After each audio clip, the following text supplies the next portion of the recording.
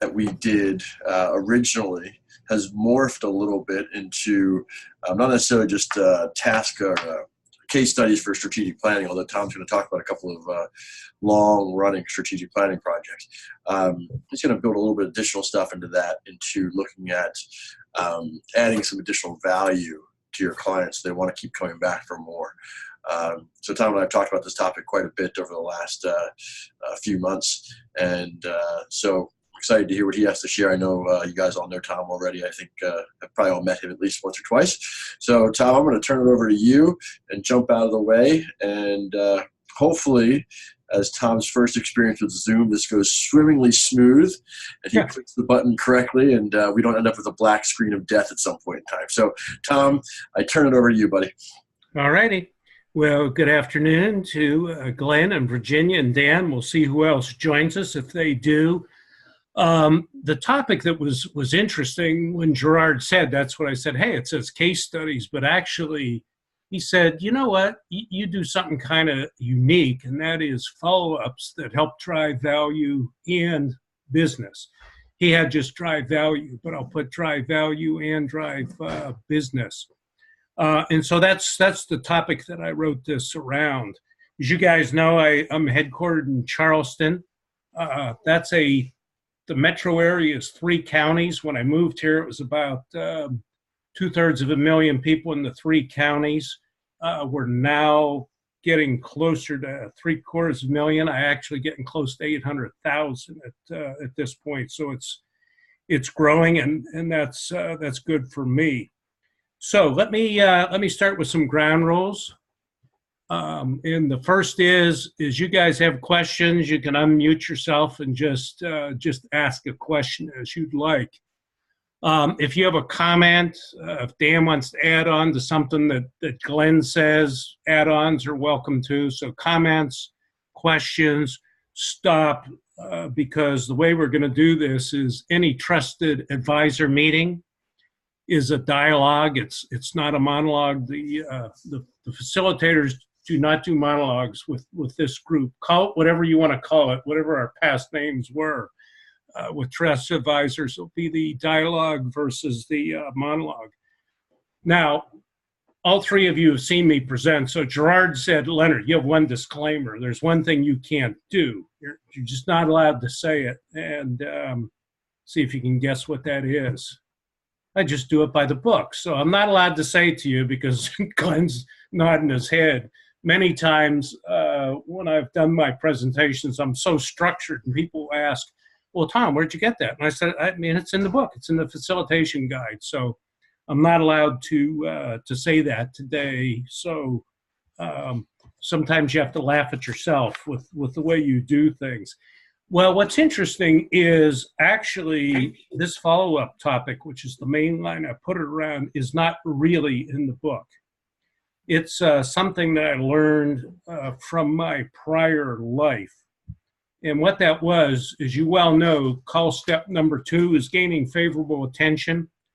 And so when I was at one of the former power summits, I'm not allowed to say, or Gerard will find me, Virginia, if I say the other name of what it used to be. But in any case, when I was at one of those prior power summits, I was sort of skipping over step 2.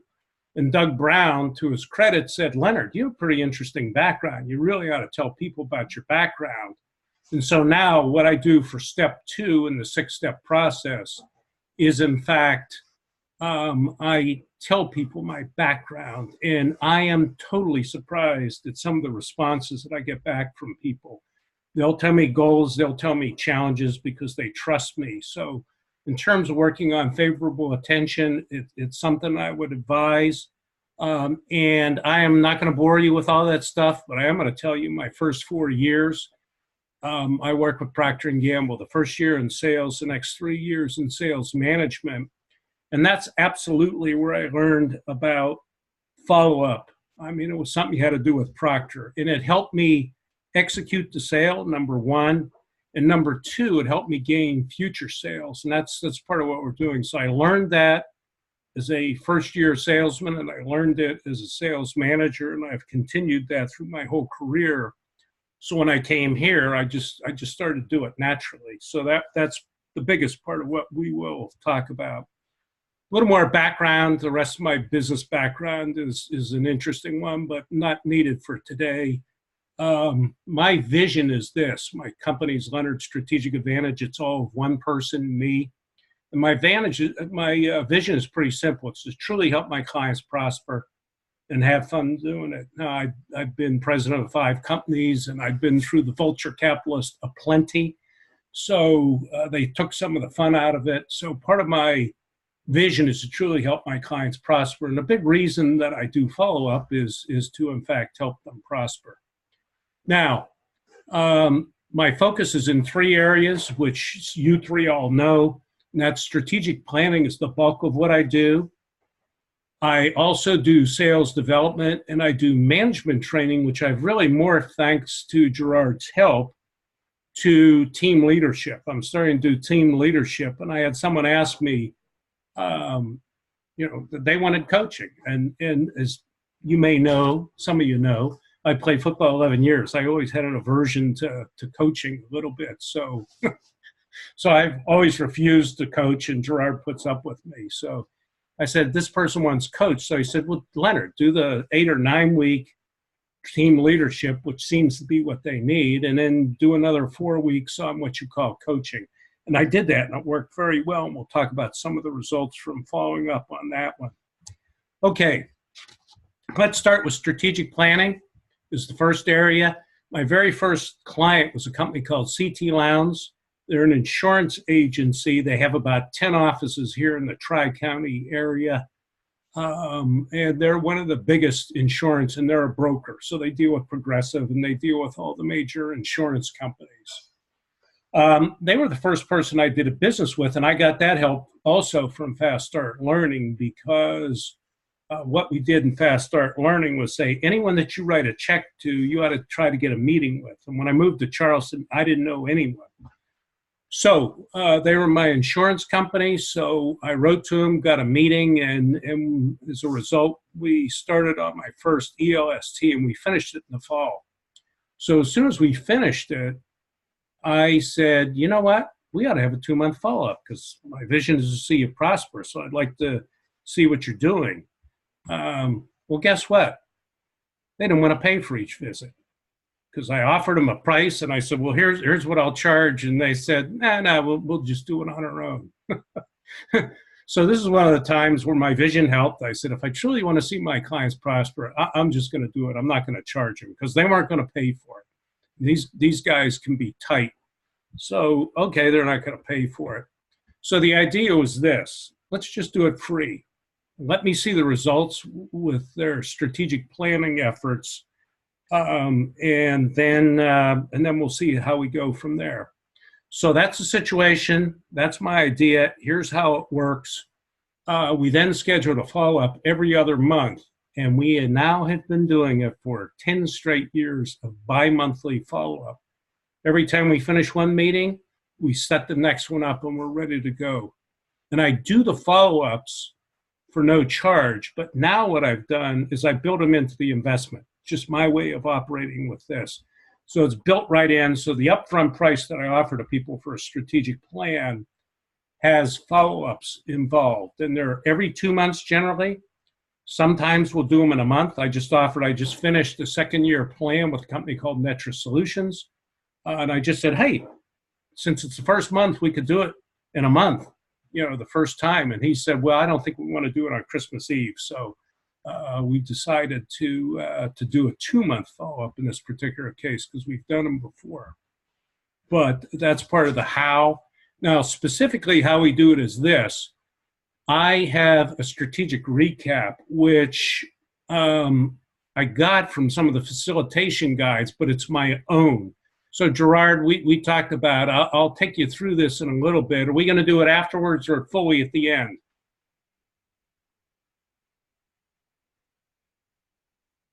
Doesn't matter to me either way, whichever one you want to. Okay, so after I do this next one, well, after we do 7.1 and 7.2, I'll show them. So, or unless you can show 7.1 right now. You can. What we do is review the vision, Tom. the values, the objectives, and the mission. So I'm supposed to do what? Click the next button. Sorry. Hit next. Go to the next slide. Next. Okay.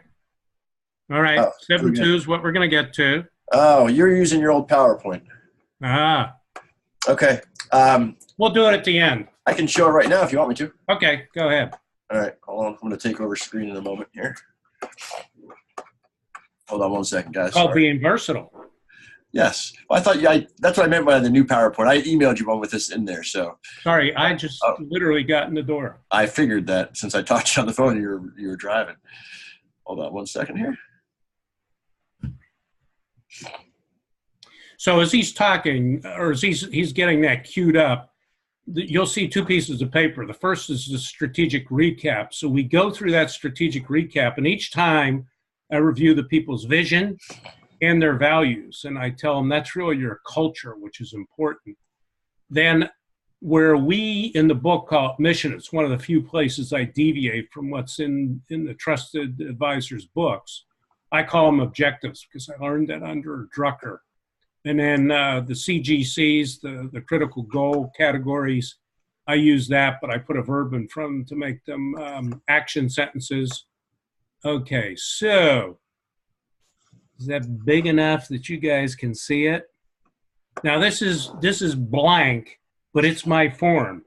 So I use this form on a regular basis. So this says Raul Murdy, who's an advertising agency.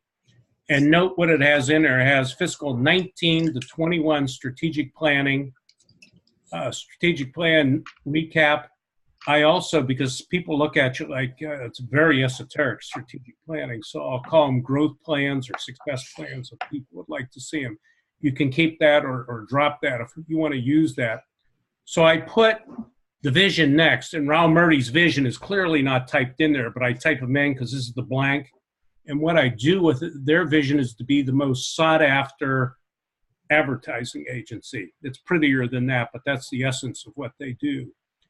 When I started with Raul Murdy, they had 6 values. And they said, Leonard, we don't want to change your values. Leonard, we don't want to. I said, Bruce, we won't change your values. Leonard, we don't want to change your values. So we use their 6 values, and now they have them. They're in a converted building that has girders. So they have integrity, and they have their values sitting on these metal girders in the building, metal beams. If they have a mission, we talk about their mission. Like Trident Technical College Foundation's mission, they had a big long one, and we shortened it to advocate for and raise monies for Trident Technical College Foundation. Trident Technical College, pretty simple. Objectives are what you want to do. So generally, if it's what you want to do, I will push a business or a nonprofit to have a sales objective, a profit objective, a cash flow objective, and then what others you'd like to. So that's what goes in there. For example, when I was president of Samsonite, we wanted to grow 7% a year. We wanted to do that for 10 straight years. If you do that, you double your business, and we did. The second one was we wanted to get to double-digit operating earnings, or EBIT. And we did that. We got to 12, give or take 2. And the third one was a cash flow number, working capital in our case. So that's what the objectives are. And then, so we say, how are you doing against sales? So each time I go through, I'll find out how they're doing versus sales, how they're doing versus their profits, and how they're doing versus cash flow. And then the critical goal areas are sales, marketing, customer service, quality, you name them. It depends upon, and generally like 4 to 7 critical goal areas. And then what I do is, you can see in Roman numeral 5 is then follow up. So I say, okay, today we're going to review the progress on your strategic recap, which you see above you. And then we will review your goal achievement sheets, or what I call MBOs, which will be next. You know them by goal achievement sheets. And then we'll arrange for the next follow-up meeting. So that's what I do in every 2-month follow-up. Any questions on that before I move to the next one? You want to put the next one on, Gerard? This one should look familiar. It is a goal achievement sheet. It's pages 33 to 45 or so in the strategic planning workbooks. except it's a little different. Started to work on it, and that was useless. So my son said, "Dad, what are you trying to do?" I was trying to do it in Excel. So this is a worksheet that I use. So you can see it's a 2018 monthly goal achievement sheet, or MBO, for a company called Charleston Halos. I just made that sale, so we will use this for them. They can put the name of who's responsible, the critical goal area. So under marketing, if they choose marketing as one of theirs, we will put goals on the far left-hand column. If it's advocacy, because that's part of what they're going to have to do, we'll put it there. If it's fundraising, which they clearly have to do, we'll put one there. So now we have goals, and you can see SMART goals. So who wants to tell me what SMART is? Because I have one difference. No unmuting. No one's going to tell me what SMART is. Specific, measurable, attainable, reasonably high, and time-bound. That's exactly right, Dan. Now, I make one difference, or a couple differences. It is specific. The reason I capitalize M is I do it on purpose. It looks like a mistype. I want measurable to be a big issue because so many people don't put goals that are measurable in. So I put those in there. And Dan's right. It's achievable and then realistically high, and then the timeline. But instead of achievable, I work for Procter & Gamble first. They always push it realistically high and maybe beyond. So I always thought the A was useless. And C.T. Lowndes was the first one. He said, I've been in the Navy, so we have to make someone responsible for each of these goals or they won't get accomplished. So the A in my particular case is accountable. So it is specific, measurable. I make a big deal out of making those goals measurable. Someone has to be accountable, realistically high, and a timeline. Now, I just finished, as I said, my second year, my second strategic plan with Netra Solutions. And the president was saying, okay, now we got to make these goals smart because we had some goals. We have to make them smart. And he went through each one to make them smart. So that was in the facilitation, but that way he knows what to follow up as we go through. So those are the 2 pages. So I follow up with those. And for example, today we ended up with 32 goals. So if he has 32 goals that fall under, he had 7 critical goal areas. So if he has that, that's what we do. So Gerard, I'm ready to move to the next slide, but I'm seeing Mr. Dan on my main screen. So what I do?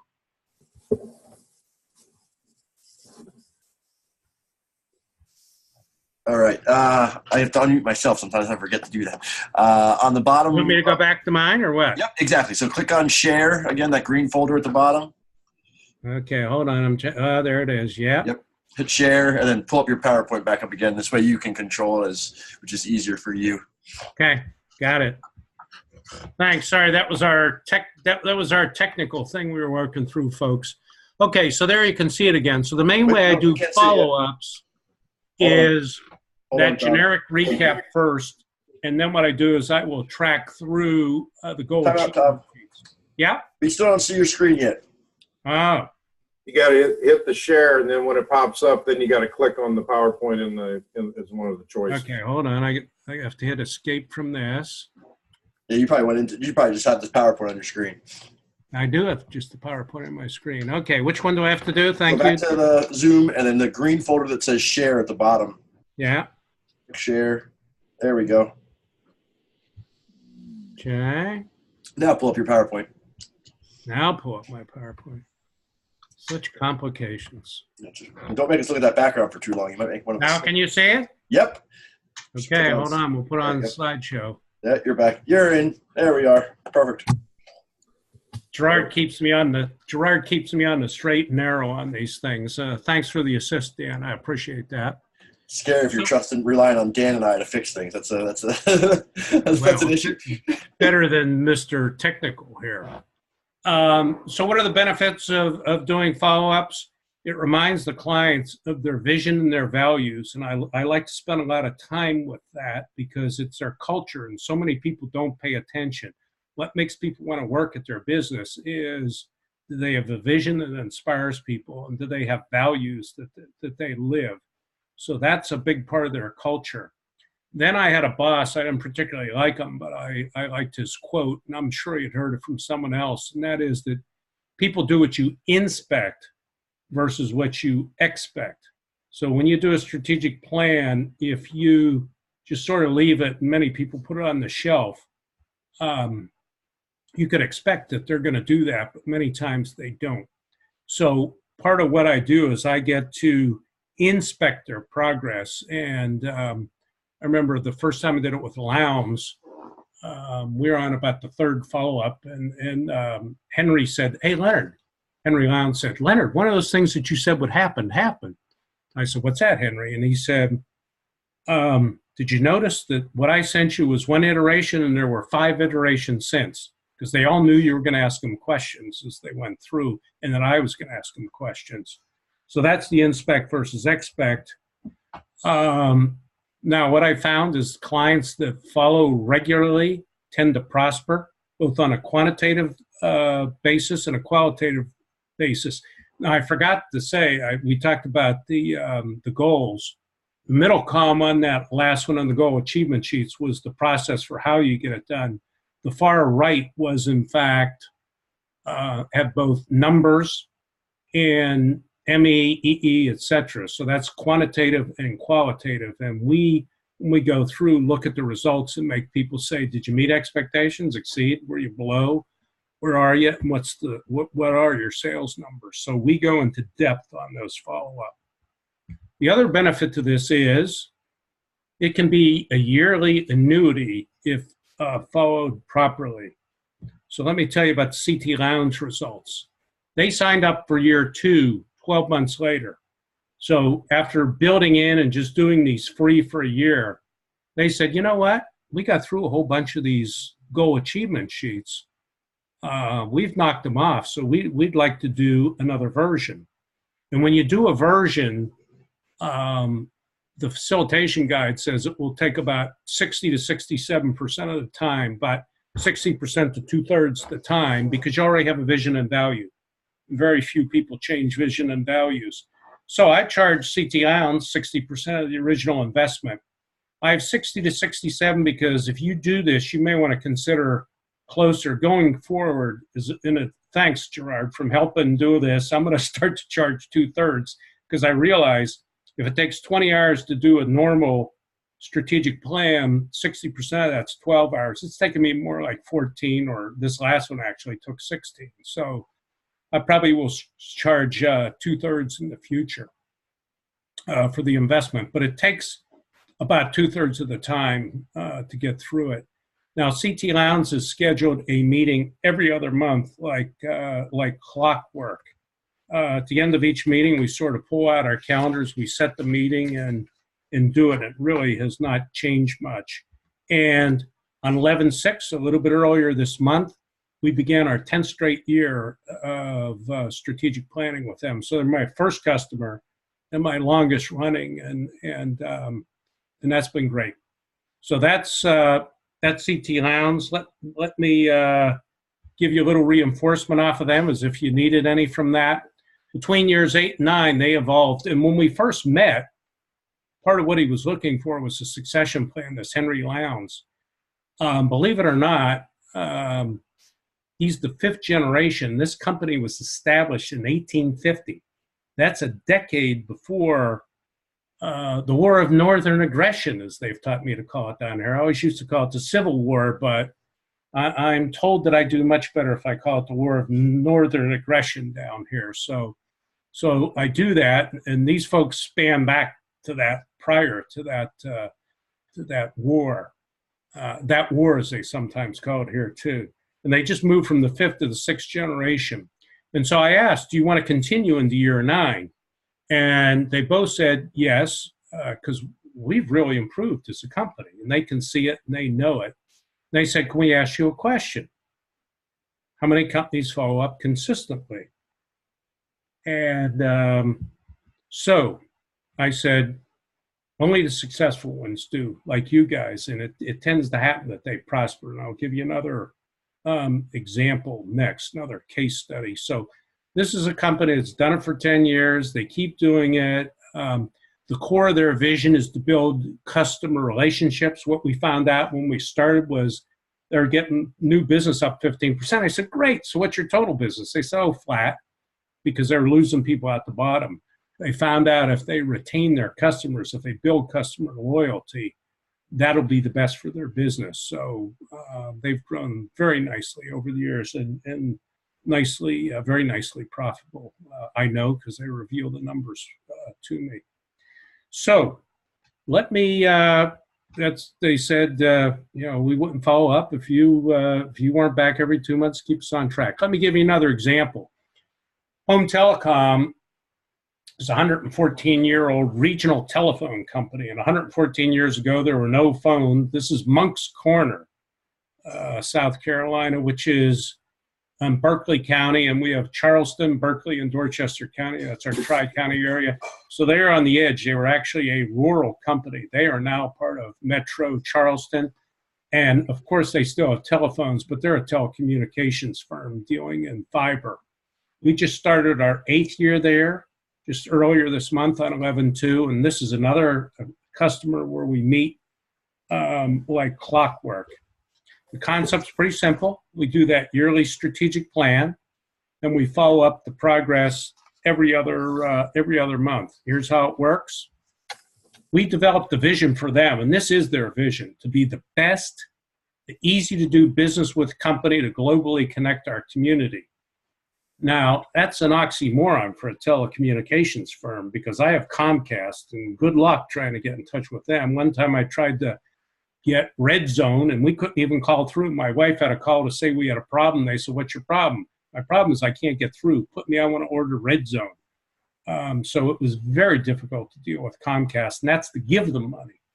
So this company, what they have, when they said the best, they put fiber into the premises in all new homes that they're doing. Will put fiber right into your home, and easy to do business with. They're Moncks Corner, South Carolina, friendly. I mean, I know people that have them. I don't have them because I'm out on a barrier island. They can't get out here just yet. But people that deal with, I know Agnes. Agnes is my customer service rep. She's great. She anything I need, that company, they get it done.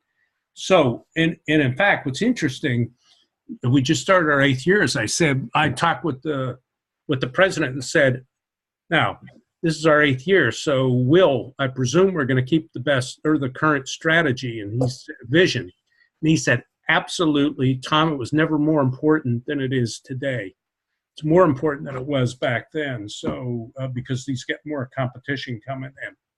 So that's his vision.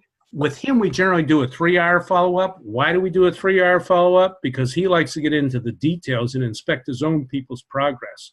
So every time he says, Tom, let's see if we can get this done in 2 hours today. Then he stops me along the way and pushes it to 3 hours. The benefits, now they've achieved yearly mid-single digit plus. So they're between 5 and 10% growth. I would say that's where they are over the past 3 to 5 years. They've averaged between 5 and 10% growth. I will tell you, not many telecommunication companies are growing because people, even old people like me, do not have a landline anymore. So they're losing that business, and so they have to make up in other ways. So these guys are growing nicely. They are quite profitable. I'll just say nicely profitable. I don't want to say it. And along the way, when we did their strategic plan, we say, how do you know you're the best? How do you know you're easy to do business with? So one of the goals that they have was to do a customer survey. They've been doing it for many years running. They just completed their most recent one, and 91% of their customers say they're easy to do business with. 85% when they say, does this company meet your expectations? And it's 88% either meet or exceed expectations. Not many companies have that. Supposedly, the telecommunications world has about 60%, so they're off to scale good in that. So that's the good news there. Plus, they have hired me. We're talking about additional work. I've been hired to do monthly sales training and marketing consulting for them. So I meet with the director of marketing for 2 hours every month and the director of sales for two hours every month, and they pay me separately for that. So these guys have become an 8-year annuity. So here's a couple others. It's led into D. Norton Low Country Children's Center. I've done 3 with a 4th close. I just closed that. I think I told Gerard that on Friday.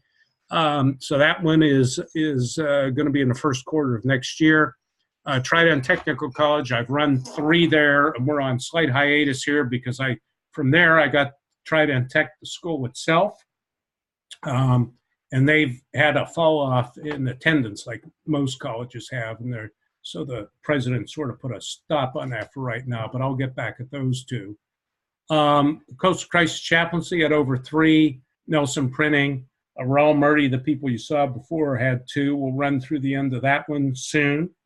Netra Solutions, as I mentioned, we just finished it up. Dunhill Staffing, Charleston Day School, that led to an athletic program, strategic plan beside, and all of them were like at the redos were at 60%. As I said, I'll probably move that to 67% in the future. Any questions on strategic planning? I'm going to move to sales. Virginia has one, I think. No? Okay. All right, let's move to sales development. The situation here is how do you drive value in business through ongoing sales training? What I do is I execute the Trusted Advisor sales training, sales development. I do it just as it is. I have, for some people, put together something called Impactful Sales, which is 3 2-hour sessions, but generally I like to do the full program. I do follow-up gratis. I do 1 to 3 free ones, and then if people would like to continue, I can charge a coaching fee from there. So that's how this one works. The benefits, where have we learned spaced repetition? If you don't do follow-ups, they tend to forget them. It's amazing. All I do is I teach them MBOs. I focus on MBOs, the 6 steps to the call, what I call persuasive selling, the sales format, and affirmations. And it's amazing how fast people can forget or not do that stuff. So that's part of the benefits of it. A number of companies have done multiple facilitations. I've done 5 to 7 with Wells Fargo. And I've done almost about a dozen with the office people over the course of the past 5 to 7 years there. So that's sales. It's pretty simple, and it's the same concept. Now, team leadership and development. The concept, you can see, you know the concept by now. What I do is I used to execute management because I didn't do leadership, and I know it's one of the keys of trusted advisors, but I did management because precious few people have management experience. And interestingly, I was talking about someone that had some needs, and that's where talk to your trusted advisor, and he or she will help you with what you can do. He said, Leonard, it sounds like you need team leadership for this one. And team leadership was needed because it deals with performance reviews and the issues that this person that I had, because I had a president that says, I have a head of a division and I would like he needs another voice. And so when I talked with him about the key goals, I found out what the issues. It's how you deal with, he's great if his people do well, but if they have an issue, he has problems dealing with performance reviews. So that's addressed in team leadership. So I took him through there, and that's where Gerard helped me, as I said earlier, because we scheduled 13 sessions. I just finished the 13th up. I have my first follow-up schedule with him already after the end in the first quarter to see how he did his first quarter year. And I got in touch with the president and said, hey, we got through the first 12 meetings in no time, but it took us a while because this guy got so busy. And when I did my performance review with him, which he said easily exceeds expectations, I said, do you have anyone else at the company that could use this help? He said, Tom, I think we have 2 to 3 people. So I got back to the president with the performance review and told him what was going on and said, I'll be happy to meet with Chris. I'll be happy to meet with you for lunch to tell you about Marty's experience. Or we can do it on a phone call or an email. So I said, I'd like to meet at lunch. And yeah, I do have 1 to 3 new people that may be ripe for this. So that will come from it. So if Marty wants to go beyond the 3 sessions, and he's pretty independent, he's running a whole multi-million-dollar division, so he may be okay. But he's picked up things, he's using MBOs. He presented the MBOs, the goal achievement sheets, and people said, I've never seen that before. That's great. Where'd you get that? Gerard, how we doing time-wise? Good. Okay. I'm looking. You're still good. Yep. The benefits office people, I've done that multiple times so far. They have another one in the queue right now. He's got 3 more people. I just did 3. And he's waiting. He sort of waits till he thinks they're ready to do it. And then this ATI team leadership that turned into 13 weeks of coaching. He said he has 2 to 3 others. He could use your help. So I just talked about that. I didn't even have to ask how much time. It takes us right to the end. So questions, thoughts, comments. That's what I do. It's follow up. It's not in the book, unless it isn't. Gerard, is it in the book that you should follow up? Some of it is in there, I believe. Okay. I believe. All right. Mine comes really from my background of that's part of what you do. You really want to make the sale, you have to complete the sale and go into follow-up. Questions, thoughts, comments? So Tom, these strategic plans, are they annual because things have changed, or are just the goals changing? The plan is the same. So, say that again, Glenn. I missed the beginning.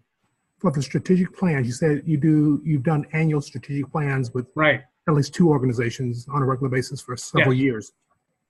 Has the strategic plan changed, or has the goals just changed? What happened is, in each case, the vision and the values have not changed. They're cultural, what they're going to. Now, I got to say, on CT Lounge, when we moved from the 5th to the 6th generation, they added a little bit to the vision where it was building customer relationships. They said, we want to be the desired agency that builds customer relationships. They want to be the desired agency in the area. Otherwise, we didn't change the vision and the values. That is their direction. That's their culture. That's where they're headed. But what happens is, Glenn, if you truly do the goal achievement sheets, you will knock them off. And so each year with a business, if you're good and they have people focused on those, when you knock the goals off, then you say, what's next? And what you're looking for is the next opportunity. Now, I learned this from Andy Pearson, who ended up teaching, he was at PepsiCo when I was there, and he ended up teaching strategic thinking at Harvard in their business school. And he said, the essence of strategic planning is taking advantage of opportunities, mitigate, just sort of lessen you got to address what the challenge is, but the real essence of strategic planning is to take advantage of the opportunities. So what we're doing yearly, Glenn, is looking for the new opportunities that are in the market so that they can move forward. That's the benefit to it. So you say, hey, you knock these off, you'll do it. Now, while it's 1 year for businesses, not all businesses do it yearly, but those 2 do because they're bigger businesses. With nonprofits, I tend to do every 2 years. And the reason is they oftentimes have boards, and it's tough to get a board together all the time. So we do it on a 2-yearly basis. Man, I forgot. I knew I had more than that. I just did a 2nd year on the town of Somerville. It wasn't even up there. It's a town. It's a municipality. And what happened was we were ending the end of the 1st year, and one of the guys said, Tom, we're knocking off all our goals. Can we add new ones onto those goal achievement sheets? This is one of the guy in charge of facilities. And I said, Glenn? I said, his name was Glenn too. I said, Glenn, that's a good idea.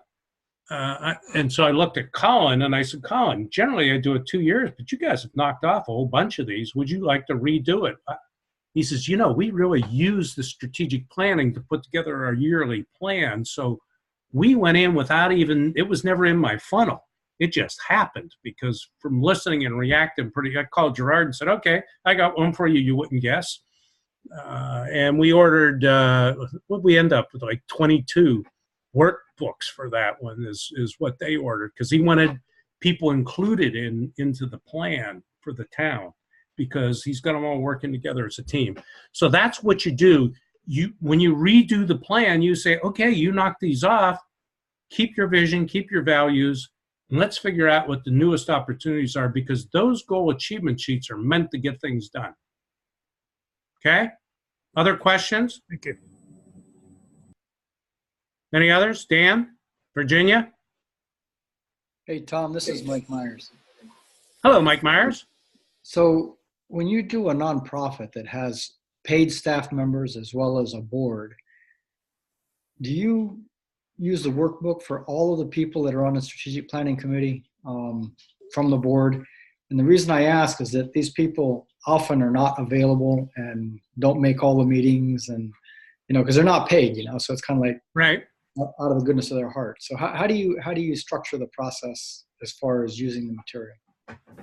Here's how I do it. It's pretty simple, and I just did it with that D. Norton to start their next year. The executive director asked me, she said, the board wants to become involved. Can you do a brainstorming session with them? I said, sure. So guess what we're going to do? We're going to do a 2 to 4 hour, they haven't figured out how many hours they want to do, but we can do it in 2, I said. And we're going to brainstorm the board for what opportunities they see and what challenges they see. And we're going to record those, and we're going to have them for the meeting.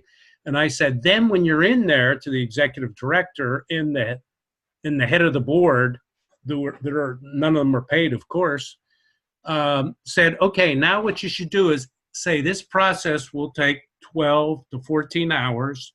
Who can spend the time to be on that? So which members of the board? We'd like to have as many members of the board that will like to be there.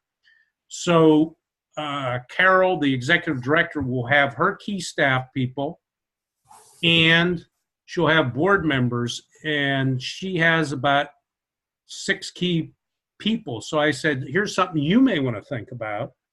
And that is, when I was president of Samsonite, I had 6 direct reports. I'd have them pick one of their folks that work for them to participate in the plan. So Mike, what we will have is probably from D. Norton, 4 to 6, no more than that, of the board members, but the other ones had the opportunity to be involved in it, along with 6 to 12 of the staff members from D. Norton. So I invite them both to be participants, and then I take them all through the book. I take them through the workbook. Absolutely, they go through the text and the workbook. That answer your question, Mike? Yeah, almost, Tom. Well, Phil, I'll continue. Yeah, did I hear you say that the board members can send people who work for them, like their delegates, to this? Is that what you said? Sorry, no. I haven't tried that yet, but the staff. Okay. So if the staff is the CFO reporting to the executive director, if the CFO has IT reporting to them, they'd like to have the IT person or another financial person, I tell them to come along. Okay. All right. Thank you. Okay. So it's a staff extra person, not the board. Sorry. Dan? You said you don't really revise the vision or the values. Do you have any conversation about revisiting that and reaffirming at the beginning? Well, two things to that. One, we reaffirm it in every follow-up. That's why I showed you the recap. Okay. So those aren't blank. Those are filled in with what their visions are. And then I asked the president, just like I did with Will Helmley at Home Telecom, I said, Will, I presume you want to keep the vision and the values the same. And that's where he said, absolutely, I want to keep them the same. Now, when I said the same thing with Generation 5 to 6, and they said, you know what, we'd like to look at the vision again. And so that's what they now have, where the core of it was building customer relations. Yeah. What it is built, they used to say, strive to build customer relations through honesty, integrity, and fair play. What they now say is they want to be the insurance agency of choice, that by building values through honesty, integrity, and fair play. So they've changed it, so they put a tweak on it. So anytime, So you ask them ahead of time if they'd like to change. Most of them just tend to like it. Okay. So whatever they do, you know, this is the famous, you're my customer, what would you like to do? Because the processes we use are very flexible. Does that answer your question? It does. Is Monk's Corner still the best place to get boiled peanuts in that area? Yeah, and you know it well. So you know all about the word northern aggression. Dan went to the University of South Carolina. That's right. I've been to Charleston where they actually in the Cooper Rivers come together to form the Atlantic Ocean. You're right. Any other questions? Tom, the deliverable, do you create it or do they create it? Glenn, good question. What I do is I create after every meeting the recap sheet. I type that out. So I have that on Word here. I type that out and send it to them. What I have done, because when we first started, I used to use flip charts because now I am 10 years at this. I use flip charts, but now with these smart TVs, just like we're doing, what happens is I send them that goal achievement sheet that you saw, and they type them in. They type them in, and let me, this sheet that I'm showing that you saw earlier, that sheet, what they do is they type those in and they update the sheets themselves, and they keep them on their intranet or their extranet. Hold on one second. Okay, oops. So there's CT Lounge, if you can see that, with the numbers typed in, and it's, you know, it's, sorry, as I fumble around, it's this many pages deep of updates that they do, and they update them each time through. They just keep what they have, and they update what they do. So they do this for me, and we used to have projectors, and now you just use, most everyone has a smart TV. So I get them literally, which has saved me a ton of time. They type these sheets for us. That's what we were doing today with Netra Solutions. He said, okay, we got to make these goals smarter because we had the goals and we had some of the action plans. So here's the results I didn't show you on the other one as it went through. That's how they fill in. Okay. Other questions? Tom uses that same sheet once a month with me when he and I have our weekly call. Once a month, he has that same sheet that Tom fills out and sends to me at the end of the month, which is very similar to that, except has different stuff on it that measures it. But so not only is Tom talking about what he does with his clients, but he's also talking about what he does personally as well. Yeah, and I use that. I use that for my when I do the sales training. I give them a copy of it with blanks in it on the numbers, and I say I do it myself. This is nothing I don't do. And the shame is, after all these years, I still get excited when the month ends to say, Gerard, here's where I am. Here's where I am on dollars. Here's how I'm doing versus my goal. I beat my yearly goal. I forgot to tell you, Gerard. I beat my yearly goal earlier this month. I forgot. I said I didn't even tell Gerard. I beat it.